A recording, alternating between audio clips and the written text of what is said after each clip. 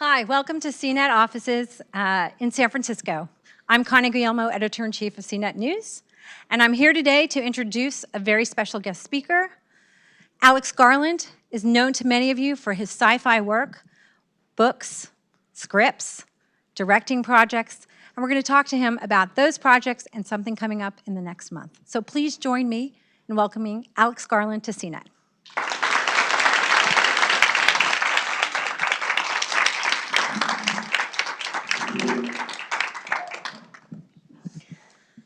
So thanks. Cool. I'm a print reporter, so doing video is always a new thing for me, but I hope that we make this an engaging and interesting Q&A for all of you. Thank you, Alex, for joining us. I'm going to get up because the cameraman said move over a bit. See, we're tweaking. So it'll be like a reality TV moment. Yeah, you happy? All right. Sorry. That's all right. All right, so I have a little brief intro of Alex that I want to read off, and then we'll get right into questions. We're going to be talking here for about 45 minutes. And thank you for everyone who sent me your questions. There are about 50 cards that I could have brought, but we're going to try to keep it to 45 minutes here. So, as I say, Alex Garland is a writer and director. Some of you might have read his books, The Beach. Anybody? Add it to your reading list. Just don't do that. None of you read it, and it's fine. It was like 25 years ago. It's fine. So add it to your reading list. It's a cult classic. Some of you may have seen the movies that he wrote the screenplay for. 28 Days Later? Sunshine? Never Let Me Go? Dread? And for the past few years, he's also started directing. So anybody here seen Ex Machina? For Ex Machina, he also earned an Academy Award nomination for Best Screenplay. Later this month, a new film he's directed and written the screenplay for, Annihilation, is coming out. I was lucky enough to see it earlier this week. This is going to be a spoiler-free discussion, as much as we can make it. But I hope that you get a good sense of that movie. I recommend everyone go see it because the one thought that I had after I saw it was thought-provoking in a way where you walk outside and you kind of walk into the wall because you're still thinking about what you've just seen. Okay, here's my first question for you. This is very unscientific, but I looked up on Wikipedia and the internet the descriptions of all the projects that you've worked on. And here are some of the words and phrases people have used. Subtly intelligent, stylish, cerebral, dystopian, surreal, strange and interesting, a sci-fi fantasy, a human drama, quietly disturbing post-apocalyptic horror story, a sci-fi action film, a poignant coming-of-age love story with undertones of sadness and horror, running zombies in daylight in London. So, fair to say, you've spent most of the past 2 decades in sci-fi, but I read that you were a history major and maybe sort of an indifferent student. Wow. This is a good example of how reliable Wikipedia is, probably. My mum wrote most of those comments, I suspect, and I studied history of art.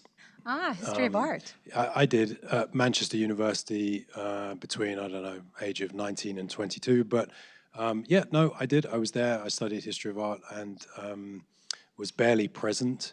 And I'm not sure it led to anything, but I sort of enjoyed it, kind of. Well, I think it's led to someplace that I want to talk to you about.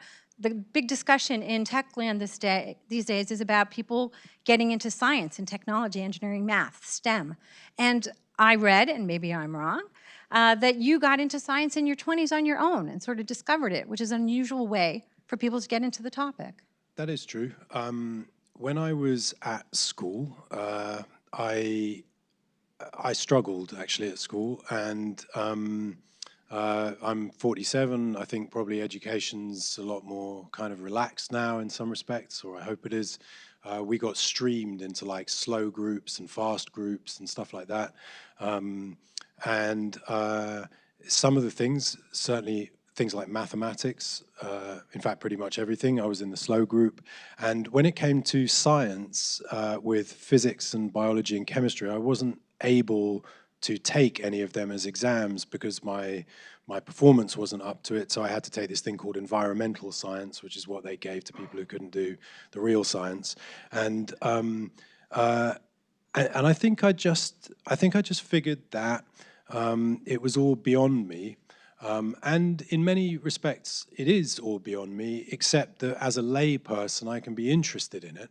And in my 20s, I began to hear things that related to science, such as it would be like a little detail. The faster you go, the slower time passes. And that kind of thing sort of puzzled me. It didn't fit with any sense of time that I had. And so I started reading, but really as an uneducated layperson, and that never really stopped. I'm now 47, and I've been trying to get my head around collapse of, wave function or whatever as best I can, and which isn't very much, but I understand why it's interesting. So yeah, that's true. And then I try to put it in the narratives as much as possible, because there is something strange about the way the world is functioning at the moment, where there's a massive disconnect. There are disconnects everywhere. Almost everywhere you look, between people who have and don't have, or know or don't know, and one of the areas is science, and it's an increasingly rarefied group, and the knowledge gap is scary, and I don't think helpful. So I guess I try and include it in the narratives I write. Well, so I would say you've had a career in STEM just based on the work and what you have written. I've had a career in STEM, science, tech, engineering, math. You've got a STEM background. Oh, STEM. That's an Americanism, and it's lost on me. Okay. All right. Sorry, but I think it's probably good. So thanks. Yes. Yeah. It was a compliment, in case you weren't sure. Having seen a lot of your work and read some of the screenplays, actually, that are online, probably you don't know that, but the future is a very strange, kind of unsettling place in your creative world. And I'm curious, I know that you're a fan of B-movies, and you call them paranoid sci-fi films that you watched in the 70s, like Soylent Green, Logan's Run, Planet of the Apes, Westworld. How that informed your take on sci-fi in your work? Oh, well, I work in genre. I write thrillers and sci-fi movies, and then to some extent try to subvert them. But actually, some of those older films were in themselves very subversive. They're typical. Usually, they're anti-authoritarian in some kind of way and suspicious, and take all kinds of risks. And yeah, that's the stuff I grew up on. And of course, it's found its way into what I do. Yeah. As to sci-fi, you've said that you like the genre because, and this is a quote, allows for really, really big subject matter without having to be embarrassed about it. That's right. When I first started, I always felt like I had to smuggle ideas in to the stories. So first movie I ever wrote was 28 Days Later, which is a zombie flick, and there were ideas into it, but they were kind of buried or hidden for the most part. And I realized increasingly that in science fiction you have permission. You have permission for big ideas. And actually, most sci-fi tends to work as analogy or metaphor in some kind of way. And so I increasingly gravitated towards it. It just, you didn't have, yeah, like you said in the question, you didn't have to feel embarrassed about the idea. In fact, it's almost encouraged. What about comedy? Would you ever do one? I just tried to write one. So yeah. Any hint? It's a kids' movie. I've got 2 children, and I just wrote 2 scripts back to back. Actually, one of them is a kind of tech thriller, which is set here, actually, in San Francisco. I'm about to spend coming back in a few weeks to kind of look around and try and find locations and that kind of thing. Hopefully, all things being equal, we'll shoot later in the year, so that's great. But I've got 2 children, and they've never seen anything I've worked on. It's always too violent or druggy or whatever.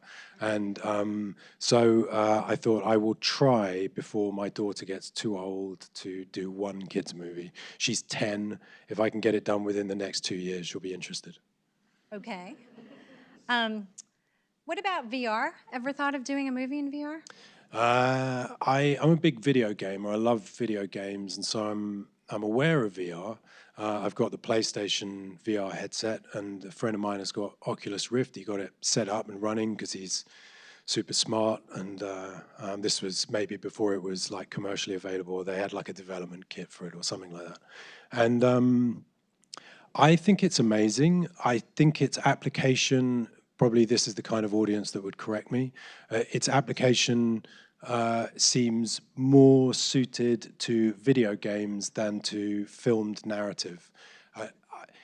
And it's not because of anything other than nausea, actually. In a video game, you're controlling the camera, and so you don't get the seasick thing where the boat moves in a direction you're not expecting and you start to feel terrible. What I have found in anything that, like a cutscene where the camera moves in a certain kind of way, it's difficult. You get a visceral response. You get an inner ear type problem, a nausea type problem, and a kind of stomach type problem. A sort of lurching feeling. I don't know how to direct the gaze in that kind of VR, and which you do in film easily with lighting and focus and stuff like that. I'm not sure how you do that in VR, but mainly I'm not sure how you move the camera without making people want to throw up or take their helmet off. But video games, awesome. So I guess we'll have to wait and see if somebody come up with a Yeah, someone will. way to tap into All I'm saying is vomit. I don't know how to do it, but someone will. Well, maybe your kids. Yeah. I want to ask you about Ex Machina. And so sorry if we discuss spoilers for people who didn't see it, but too bad. It came out in 2015. You said you felt huge affection for Ava, and it's her story that you were writing and her journey you were most concerned with telling, and the character of Caleb Smith is meant to be us, the audience, watching and learning it as he learns what's going on. And so I was curious about, why was that the story you wanted to tell? Why was she the focal point for you? Because the film had two separate sets of concerns. I mean, one of it was sentience and artificial intelligence and human intelligence, and that's very kind of apparent. But there was another set of interests in it as well, and it were, I think loosely speaking, you'd say attached to gender initially. So you have a machine that looks female, and how is the gender attributed? Is it something that is contained in a physical form, or is it conferred upon the machine by other people? Why would the word "it" feel inappropriate to the machine, and which would imply conferred? And or is it simply an appearance? And so initially there's a gender discussion, but then it becomes something else as well, which was literally just about objectification, which is that this young kid, Caleb, is set a task. Does this machine have an interior life? It's a very, very straightforward question. He is asked the question, and the audience is asked the question at the same time. So he, in that respect, is a surrogate for the audience. And at a certain point, the machine stops looking like a machine. When the machine first appears, it is very clearly, overtly a machine, but the machine aspect is increasingly hidden. And as the machine aspect is hidden, the question stops being asked. So now, that might not be true for every audience member, but effectively there is a twist at the end, which is that the machine does have an interior life. Now, that would not be a twist if you had continued to expect that the machine had an interior life. Why was it in there? Because it was the preoccupation of the film.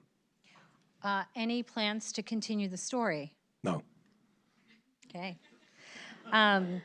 There was and is a lot of discussion around artificial intelligence, and you've said that writing Ex Machina has not made you an expert on it, but you wrote an op-ed piece for the New York Times in 2015, basically defending AI and calling out people like Stephen Hawking and Elon Musk who are afraid of it. And you said that it's not the machine component of AI that scares you, but the humans. Can you tell us a little bit about your thinking there? Yeah, I mean, that's a reductive argument, but I think it's broadly speaking correct. I think you can make a good analogy with nuclear power. And nuclear power is clearly powerful and therefore potentially dangerous, but it becomes about the application of it. I think there was another thing I felt as well, which is that I don't like Luddite thinking. I understand that technology is potentially dangerous, but I also think it's potentially beneficial, and you just have to take a measured approach to it. I live in Britain, and in Britain we have a National Health Service which is run by humans, and it seems to me to be perfectly plausible that the state-run National Health Service would be better run by an AI. That doesn't seem dangerous to me. That seems potentially beneficial. All sorts of political decisions and how you attribute resources might simply be better done by an AI. So am I alarmed by that? No, I think it's a possibility.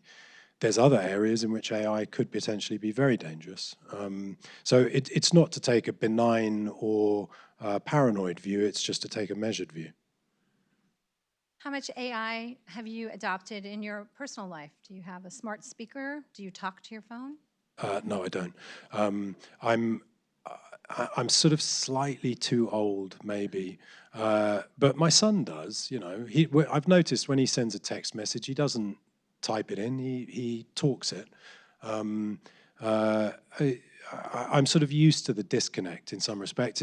I saw it with my parents when they couldn't use a remote control on a television, and it's sort of in the nature of what happens. But even though I don't use those things particularly, I'm aware of them to the extent I can be, and I don't feel alarmed by them. Let's switch and talk about Annihilation. But before I dive into that, you have told others that you came to the project because Scott Rudin, the producer, wanted you to read the book. But you had gone to him to talk about another project. What was the other project? Oh, it was more just I've always got a project kind of that I'm mulling over, and it essentially got folded into Annihilation. Yeah, no, Scott came to me with a book. We'd just worked together on Ex Machina. He said, read it. And I was struck, actually, by the book's originality. Actually, it just wasn't like other stories that I'd read.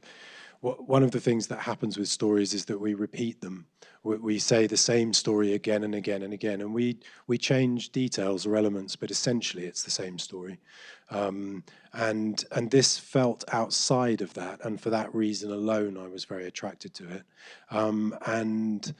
It also had a very strong atmosphere, very unusual atmosphere, and so I felt I did want to work on it whilst not being entirely sure how to work on it, and the preoccupations of the other project just folded into the new one. Annihilation you've described as truly alien, and that was what you were going for as well. Maybe I'm wrong, maybe the internet got it wrong again. No. But what does that mean, truly alien? Oh, it was that when we deal with aliens, we often make them like us in some way. Maybe they want to eat us, or maybe they want our water, our resources, or they want to teach us about galactic federations or whatever it happens to be. But these are all sort of human concerns, and it seems like a legitimate thing to say that an alien might not be like us in any way at all. And we are motivated by things, and we have agendas, and an alien might not have an agenda or might not be motivated. And so it was an attempt to create an alien. An alien. And you talked about the journey that you're taking us on as suburbia to psychedelia. Psychedelia, is that right? Well, this is San Francisco, you should know. Well, that's the way you described it, not me, and I'm curious about that as well. What does that mean? How does that play out in the movie in a spoiler-free way, as you want to describe it? In a literal way, the story starts in suburbia and ends in psychedelia. And it was a sort of shorthand on the film. It's the way we used to talk about it to each other. And it had a purpose to it as well, because if what you want to do is end in a place that is strange, that is truly strange, the means by which you get there become very important. And if you start something strange, so not in suburbia, which let's take suburbia as representing not strange, although of course it is. That's a reach, but yeah. Sure. What you find is that strangeness has a diminishing return. We're sort of proximity-based creatures, and we get acclimatized to a state quite quickly. And so by the end of the film, what was strange is no longer strange. It's just the landscape in which you exist. And so it felt like it needed to be a progression from something. Huh. I'm thinking about it because I just saw the movie, and that obviously makes a lot of sense, having the director explain it to you. The screenplay and the book part ways. That's been a topic of a lot of discussion. And as someone who's written screenplays that are very faithful to the original material, like Never Let Me Go, and or maybe semi-faithful, like Dread, you have said that Annihilation was a chance to do a free-for-all. And why is that? What about the material? Maybe free form rather than free for all. What I felt when I was writing the book, when I was reading the book, excuse me, that's as Freudian as it gets, was that reading it was a dreamlike experience, and I wasn't sure, effectively in an adaptation like Never Let Me Go, I could kind of cut and paste narrative, right? And I couldn't do that in Annihilation. It was the experience of reading the book that felt most relevant. So I did something slightly odd with the permission of the writer. That's what I thought I had at any rate. I hope I did. Which was to do it was an adaptation which was a memory of the book. So instead of going back and rereading it and underlining passages, I did an adaptation from my experience of having read it without going back to the book. And what that means is that sometimes the film correlates very closely and sometimes it doesn't. So it really has a function of memory. And I thought that that was a way to be faithful to the thing that I experienced most strongly, which was its dreamlike nature. The film focuses on an all-women team, so it passes the Bechdel test, which says that you have to have at least 2 women in it who talk to each other and about something besides a man. There's a very loud debate going on today about diversity and the role of women in a variety of industries, tech, Hollywood, et cetera. So I want to applaud you for saying over and over again that it doesn't make a difference to you that the story is about women scientists. It's just that it's about scientists who happen to be women. Does it surprise you that people say to you, "Oh, but this is women. This is they're pushing new ground"? Nobody said that to me, and also it was an adaptation of the book, and that is the case in the book. I don't want to sort of take credit for what Jeff did, really, but it is true that it didn't interest me. I thought that. This was, to some extent, a reaction to Ex Machina. I thought the absence of the argument was the thing that was interesting, if that makes sense. Yeah, in a way, I don't want to say more than that. It was the absence of the argument that I found interesting. I want to applaud you for that as well, as a woman in tech. Okay. Because we get tired of hearing about great CEOs or leaders and then having them being qualified as great women CEOs or great women leaders. What about the behind the camera? Annihilation looks like a pretty mixed crew, but the director, editor, cinematographer, music composer, all men. True, but the head of stunts and actually all sorts of departments were not. I mean, look, but you know what? I'm not going to bullshit you. Is the film industry dominated by men? Yep. Statement of fact, it is. Yep. All right. I understand that you did a lot of research for Annihilation and talked to geneticists about evolution, mutation, and I want to understand what's the most important takeaway you want the people who watch it to have when it comes to the science? In Annihilation, not much. It's not really science. It has an agenda which is really about self-destruction, I would say. It's the title, yeah. Clues in the name, yeah. It's more sort of metaphysical than science, I'd say. There is science in there to kind of ground it.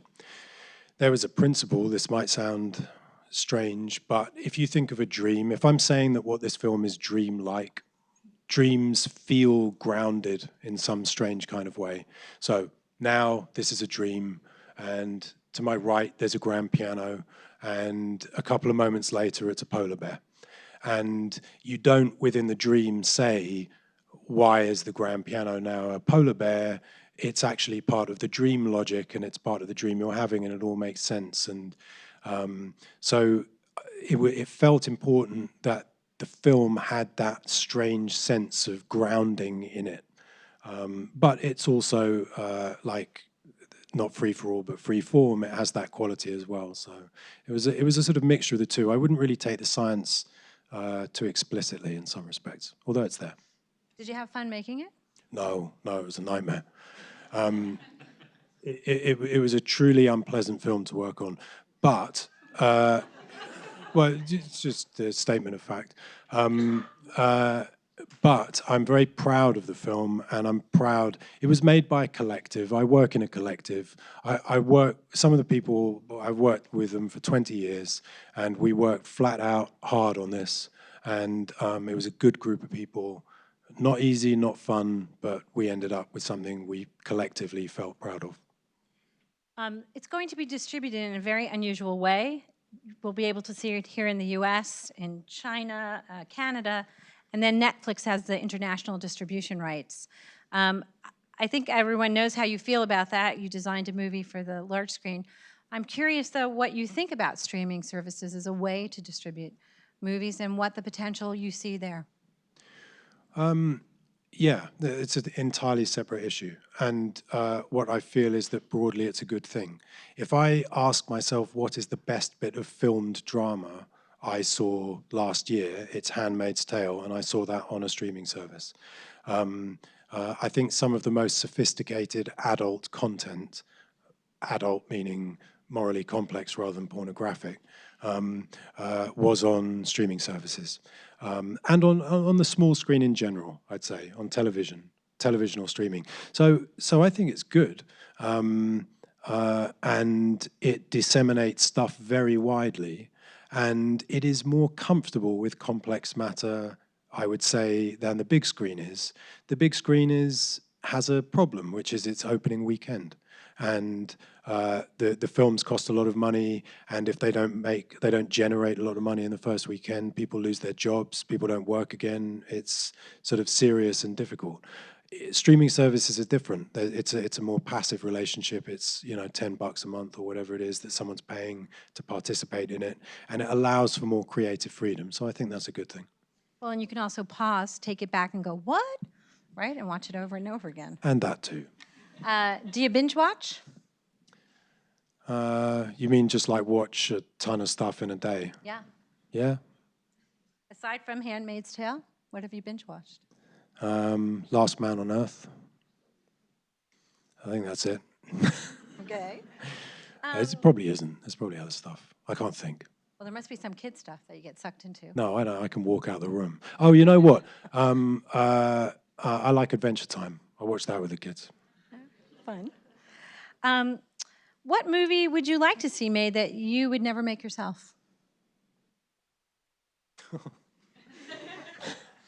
I don't know. That's like, what's your favorite color? What's your favorite color? I don't have a favorite color, and if I really had a movie I wanted to try to make, I would try to make it. That's the plus of my job, Yeah, no, I got nothing on that. Okay. Sorry. Last year, you signed a deal to develop some TV projects for FX, excuse me. And one of the questions that was written in was, having written Dread and having made some comments about perhaps it's not the best take on Dread, would you consider doing it? No, it was the best take. It was? Well, no, I mean, I'm being glib. I was very happy with Dread. I was really pleased with that film. It bombed in the box office, but the film itself I thought was pretty cool. Okay. Would you consider revisiting Dread for Definitely TV? not, no. But that's just because I don't like working in franchises. I don't want to work in sequels, just because life is short, and I'd rather try something different. Okay. In 2005, you wrote a script for a film adaptation of the popular video game Halo. It was never made into a film. So what was your vision for Halo? Can you tell us? It was a long time ago. I know exactly what I did. Uh, I went online, and somebody had done a transcript of the entire video game, every bit of dialogue and every cutscene, and I followed it very closely. That's what I did. And I wanted to do a faithful adaptation of Halo. I actually really dug Halo. Some of my favorite video game experiences were working through, I don't know, maybe no one here remembers Halo, but its hardest setting was legendary, and it was hard. And it was a split screen because, I don't know, I'm not sure we had the ability to hook up play online, and me and my brother would get stoned and play Halo, and gradually clawed our way through the legendary level, and I loved it. So I wanted to try and honor that, but then they didn't make it into a film. Too avant-garde. Sort of stoner avant-garde, yeah. You've also co-written a bunch of other video game things. Enslave, Odyssey to the West. You worked as a story supervisor on the game Devil May Cry. Why do you like video games? What's the appeal of writing for them? I grew up with video games. 47. There was a kid, my best friend, actually lived a couple of streets over. His mum and dad went to America, came back with Pong, like a tennis game, and I just couldn't believe it. I thought it was the most amazing thing I'd ever seen. Started playing games, never stopped. Grew up with them. Like I said, Space Invaders, Pac-Man. Then Nintendo blew the world open, and Sega followed, and I just kept going, and I thought it was fantastic. And I never, and it's been really kind of a beautiful thing to see how video games have exploded and become so sophisticated.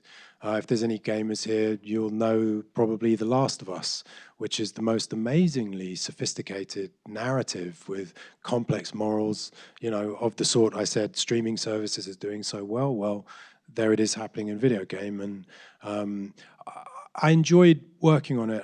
It's probably not something I'm too well suited to in some respects. I'd love to do it again, but really I like playing them. I like experiencing them and playing them. I think they're amazing. I think their potential is spectacular. Do you let your kids play? Oh yeah, for sure. I mean, me and my son play Destiny in the way that me and my brother used to play Halo. We don't get stoned because he's 14, but I mean, we enjoy it. If you could be a video game character, who would that be? This was a question from the office. I said I'd ask. Yeah, it's fair enough. All right, there's a game called Tempest, which is an old arcade game, and I would be the weird spider thing going along the top, shooting at the aliens.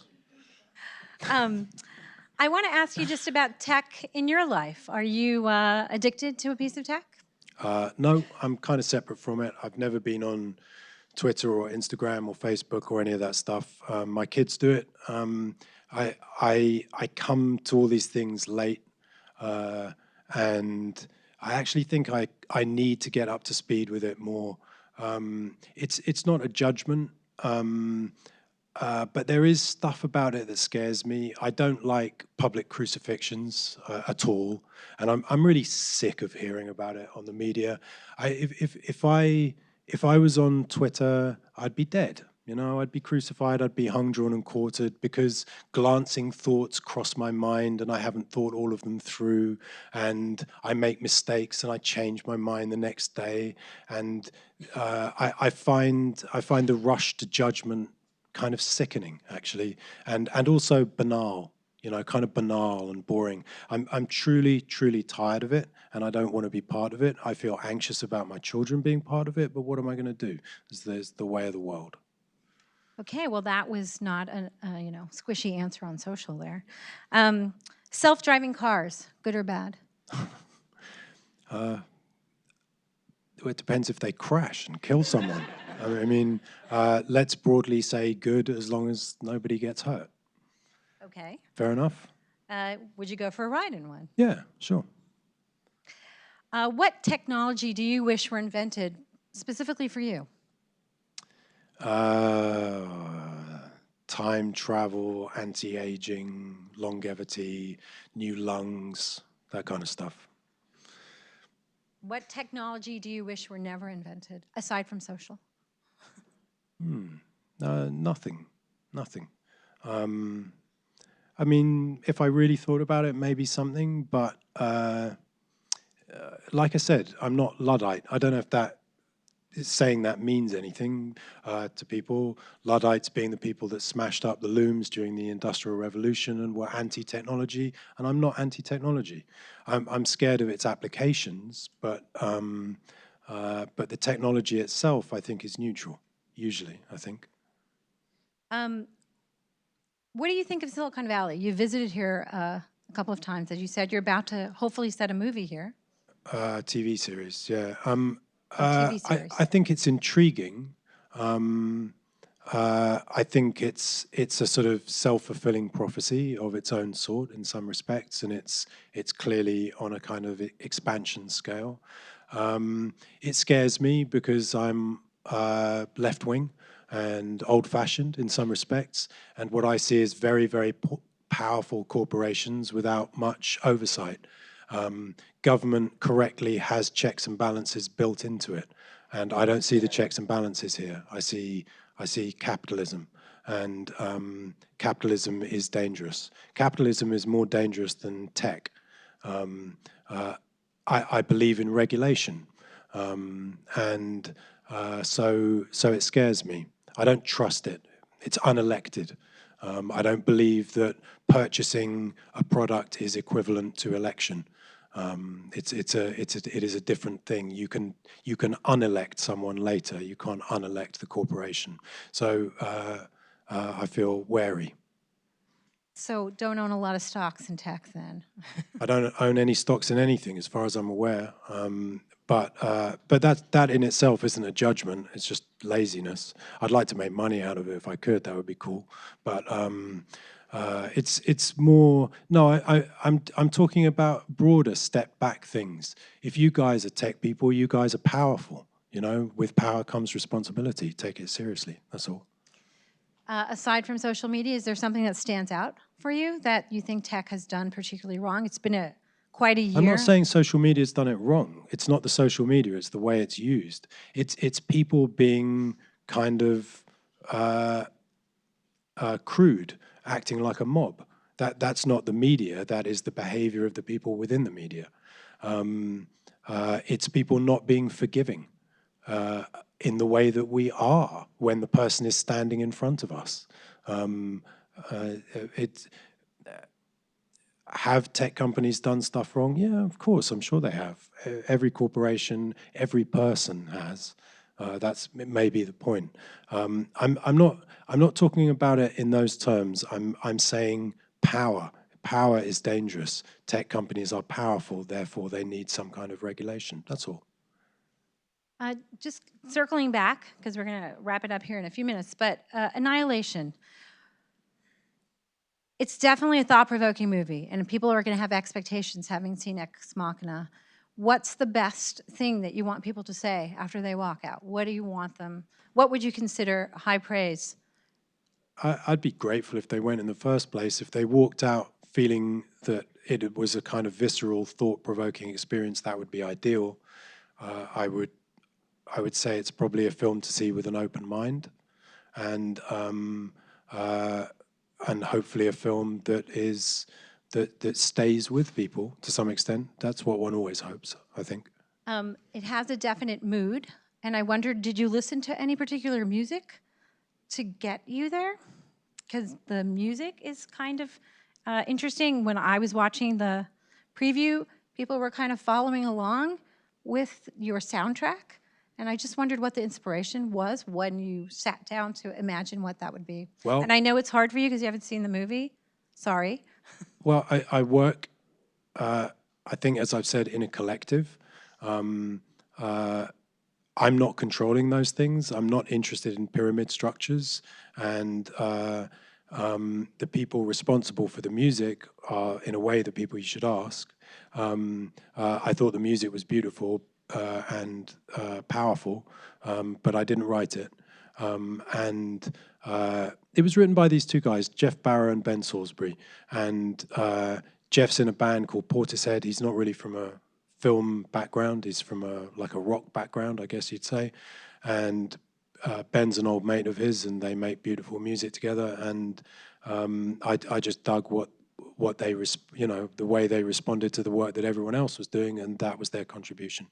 It is very visually stunning. The music has an effect, and just a spoiler alert, water plays a big role in it, and you used a lot of visuals around water, so go to the restroom before you see that movie. I guess my last question is, you've been talking about these movies and your work as sci-fi. We're all fans, video games, huge crowd here, but you get asked a lot about how you think and how you process sci-fi and how you come to make these films. But what questions has nobody ever asked you that you'd like to answer, that you'd like to talk about? Oh my gosh, these questions you ask. So now my job is to think of a question that no one's ever asked me that I'd love to be asked. I'm going to ask it to you. What have you always wanted to be asked? How do you come up with such great questions? Okay, and that's a sort of drop the mic moment, and then that's the end of this, right?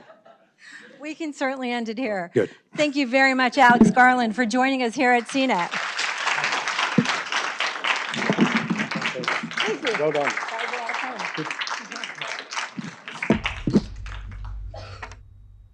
Can you describe its form? No. Start from the beginning. What do you think I do when you're away? You think I'm out in the garden, pining, looking up at the sky? Why aren't you here? I gotta leave a day early.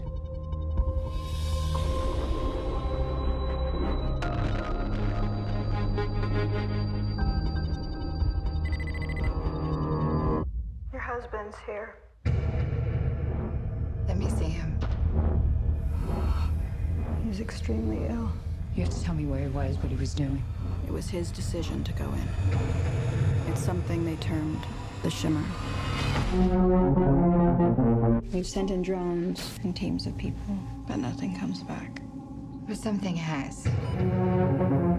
You're a biologist. You served in the military. If I knew what happened, I could save his life. The boundary's getting bigger, it's expanding. We're talking cities, states. You need to know what's inside. So do I. It's beautiful. Check this out. It's like they're stuck in a continuous mutation. Anything interesting in there? No. Sharks have teeth like that. It's not possible. You can't crossbreed different species. What is it? The soldiers on the last expedition. They went crazy, or something in here killed them. Something's come through the fence. Through the fence? We have to go back. I can't go back. We can camp here tonight.